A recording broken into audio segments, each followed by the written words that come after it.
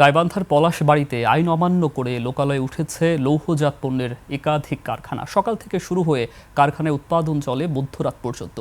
বিকট শব্দ আর বায়ু দূষণে অতিষ্ঠ এলাকাবাসী। ব্যাহত হচ্ছে মানুষের স্বাভাবিক কাজকর্ম। লেখাপড়া বিঘ্নিত হওয়ার পাশাপাশি নানা সংকটে পড়েছেন হার্টের রোগী সহ বয়োবৃদ্ধরা। গাইবান্ধা প্রতিনিধির তথ্য ছবিতে ডেস্ক রিপোর্ট।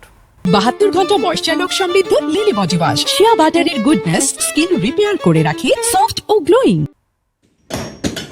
সকাল 8টা থেকে চালু হওয়া এই কারখানায় উৎপাদন চলে মধ্যরাত পর্যন্ত। গাইবান্ধার পলাশবাড়ী উপজেলার মনোহারপুর ইউনিয়নের পুটিমারি গ্রামের জনবসতিপূর্ণ এলাকায় এমন লোহা লক্করের একাধিক শিল্প কারখানা গড়ে উঠেছে। মেশিনের বিকট শব্দে অতিষ্ঠ এলাকাবাসী। শিক্ষার্থীদের লেখাপড়া, স্বাভাবিক কাজকর্ম, ঘুম, নামাজ সবই ব্যাহত হচ্ছে। সংকটাপন্ন হয়ে উঠছে হার্টের রোগীদের জীবনও। ধুলা ও লোহার কণা বাতাসে ছড়িয়ে পড়ায় পরিবেশের, প্রকৃতি ও জনস্বাস্থ্যের বিরূপ প্রভাব পড়ছে। আইন অমান্যকারী অবৈধ কারখানা মালিকের বিরুদ্ধে প্রশাসনের কাছে প্রয়োজনীয় ব্যবস্থা গ্রহণের দাবি এলাকাবাসীর। এই টাইমটার মধ্যে বাচ্চাদের একটুও লেখাপড়া করতে পায় না। আমার স্ত্রীর হচ্ছে হার্টের সমস্যা। ওই যখন একটা বাড়ি পড়ে বিল্ডিং মধ্যে কাঁপি ওঠে। রাতের বেলা চালু করলে তো ঘুমানোর সমস্যা, এলাকার লোকজনের একটা সমস্যা।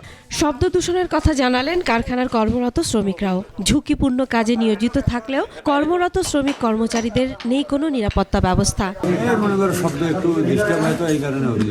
হালকা শব্দ হয়, কিন্তু আমরা তো দিনের বেলা কাজ করি, রাতে মনোরণ করলেও 7টা-8টা বন্ধ, তার বেশি হয় না। কারখানার মালিকদের দাবি, এ বিষয়ে প্রশাসনের পক্ষ থেকে কোনো বিধিনিষেধ নেই। আওয়াজ হয়, কিন্তু আমাদের বাড়িতে আমরা করতেছি, এখানে তো কারো আমরা ক্ষতি করতেছি না। আর গ্রামের মানুষও তো আমাদের কেউ অভিযোগ দেয়নি, শুধু একটা লোকে অভিযোগ দিতেছে। পরিবেশ ছাড়পত্রটা করিনি, এটা এই ধরনের তো আজ পর্যন্ত কেউ আমাদের কাছে আসেও নাই, যোগাযোগও করে নাই। পরিবেশ অধিদপ্তর জানায়, এসব কারখানার বিরুদ্ধে আইনগত ব্যবস্থা নেওয়া হচ্ছে। উনি যদি এখানে কাজ শুরু করেন বা শব্দ দূষণমূলক কোনো কার্যক্রম শুরু করেন, তাহলে আমরা আমাদের আইন অনুযায়ী মোবাইল কোর্ট, এনফোর্সমেন্ট কার্যক্রম, প্রতিষ্ঠান বন্ধ করা সহ সকল ধরনের আইনানুগ ব্যবস্থা গ্রহণ করব।